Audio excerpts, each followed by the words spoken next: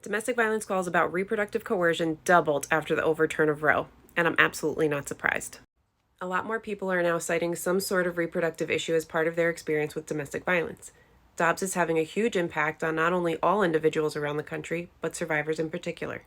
The National Domestic Violence Hotline reported that in the year before the Dobbs decision, from late June 2021 to the end of May 2022, 1,230 of the people who contacted the hotline said they experienced reproductive coercion or mentioned abuse. The number of people saying so nearly doubled to 2,442 for the same period a year later.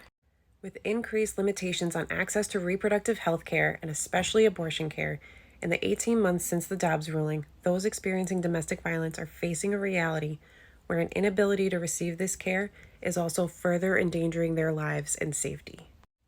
That increase is especially alarming because being pregnant increases a person's risk of being hurt or killed by an intimate partner. Homicide is the leading cause of death of people who are pregnant or have given birth within a year in the United States, surpassing dangerous complications such as eclampsia and hemorrhage. We are really dealing with the criminalization of healthcare and the ability of someone to travel to get an abortion, to ask their friends for help, let alone actually get an abortion. These are all now points of leverage for an abuser.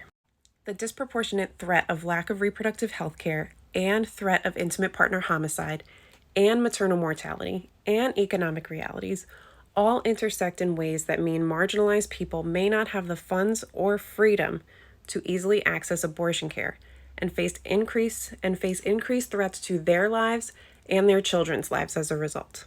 The way in which abortion access has been criminalized in many states means that accessing a form of health care that might decrease the risk of dying as a result of domestic violence using firearms can now be weaponized against the very person seeking this care.